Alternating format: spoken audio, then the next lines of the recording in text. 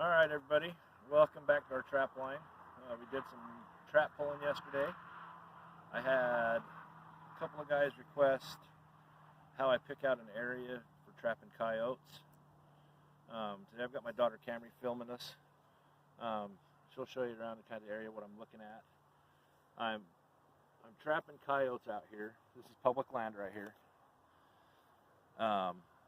What I'm looking for mainly or travel corridors for where the coyotes are going to be traveling. Down to my right here is Interstate 15. It's running right through this. I have caught several coyotes in this area. This is the main travel fair for them.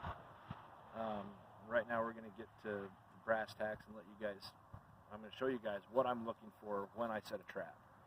So if you guys follow me over here, we'll show you. We're going to set a trap. Where we're going to set a trap at. I don't care who you are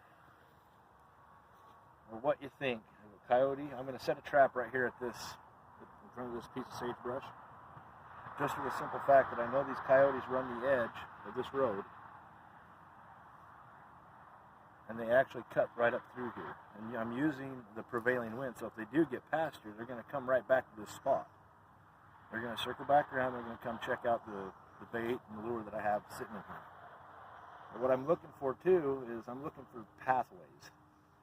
So when you're doing your traps or on your trap line, best thing I can tell you is if you see a coyote track, put a trap right on top of it. You don't have to use bait or lure on those types of sets. It's a simple trail set is what it is. If you're trapping a pasture, you can. And there's a beaten pathway down. Set a couple of traps in that. You're gonna catch something in it. So give us a minute. We're gonna get this trap bed dug, and I'm gonna show you guys a couple other things, and we'll go from there. All right. So I've got my trap bed dug, and where I'm gonna put my bait pulled out. This is one of my variations of a dirt hole set. We're gonna, like I said, we're gonna be using this sagebrush is a piece of backing so the coyote can't come from the back side of this and work the set. I want him to come in, I want him to put his paw right here. So we're going to get the trap anchored in. I'm going to show you guys how to properly bed these and make it so your traps don't wobble.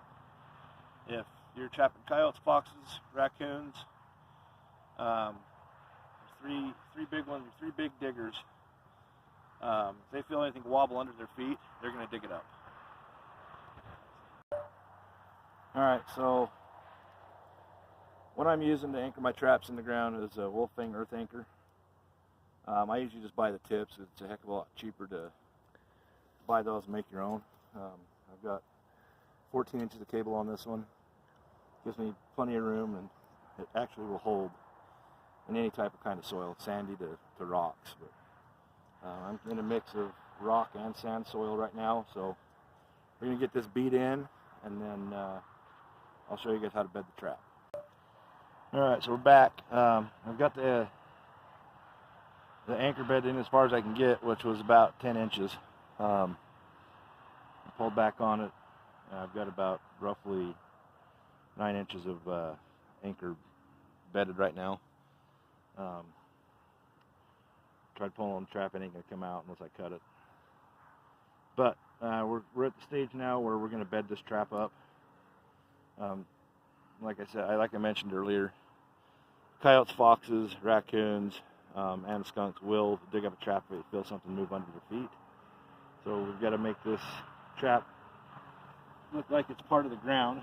Like I said, I'm in a mix of sandy soil and rocky soil. You can kind of see the rocks I'm picking out here. You don't want any of those rocks in your trap set. They're okay to put on the outside of the jaw, but kind of help firm things up, but do not put them on top. Otherwise, you run a better risk of losing an animal, losing a catch. What I'm doing is holding one side down with one hand, and I'm packing the grass and stuff back in around this, and the dirt as well, to get it to hold tight. And once you get that, to that point where it's starting to feel tight, just keep adding more dirt to the top of it, get it packed in tight so it ain't going to move.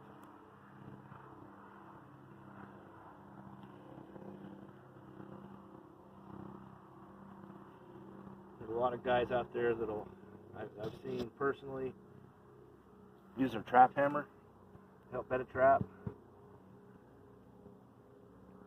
For a lot of beginners out there, I don't recommend it because sometimes you'll end up hitting the trap and setting it off, and if your hand's not in the right spot, you will be caught in your own trap.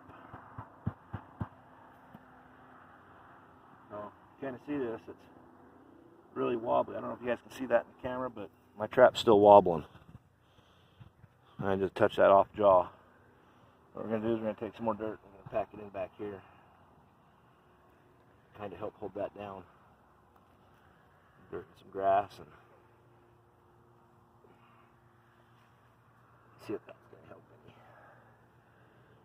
any. Now my trap doesn't even wobble. What we're going to do is we're going to take this free jaw, we're going to lift it up. And I'm really not a big proponent of the scent on traps.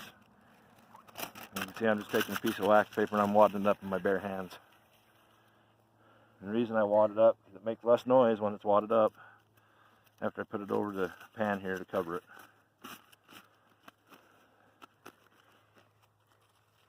It's as simple as that. And I can rebed that in, make sure everything's going to be tight. And because where I'm located in Idaho, we have been having freezing nights, so I am going to be using wax dirt to help keep this trap functioning.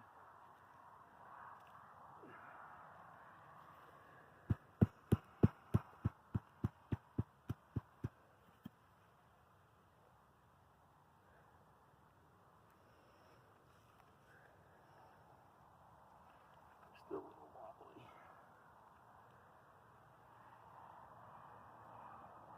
Much better. Alright, now there's a lot of different ways to bed a trap.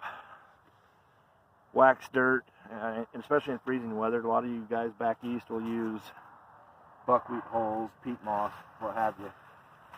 Here in Idaho, I use wax dirt.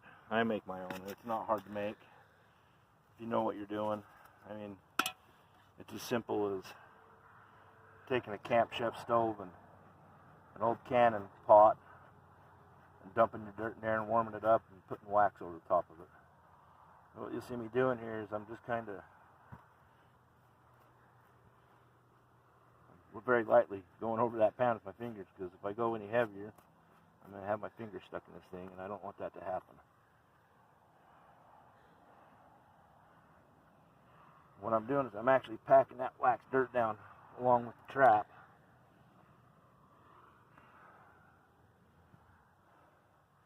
You can still see my part of my jaw there. All that's going to be covered up when I blend this set in with the rest of this dirt I have.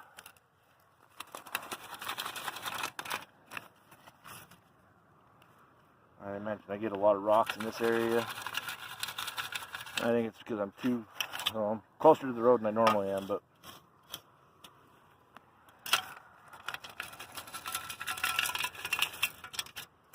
a lot of these guys that have been trapping for years and years and years are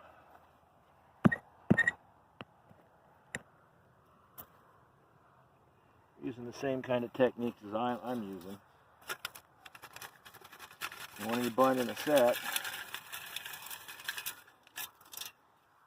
you want all your rocks thrown out, all your big stuff that can get caught and keep a trap jaw open. You want them gone.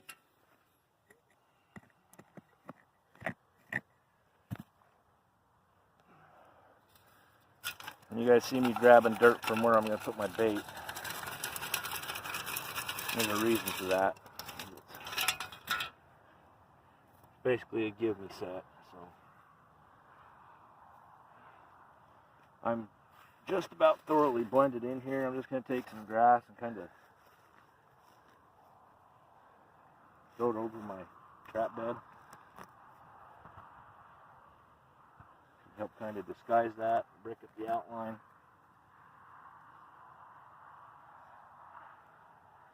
I don't use any guide sticks. A lot of these other guys will use guide sticks. I think part of my success has to do with the fact that I don't use hardly any guiding. I mean, Kyle's going to come in, he's going to work this set, he's going to follow his nose right to this hole and try to get himself a free meal.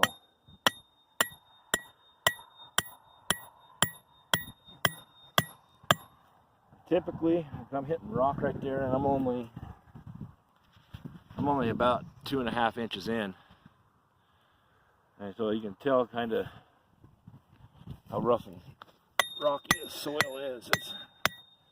I can beat it in a little bit, just a different angle. And when you're setting that trap, and you're doing what I'm doing, like this is going to be a double dirt hole set.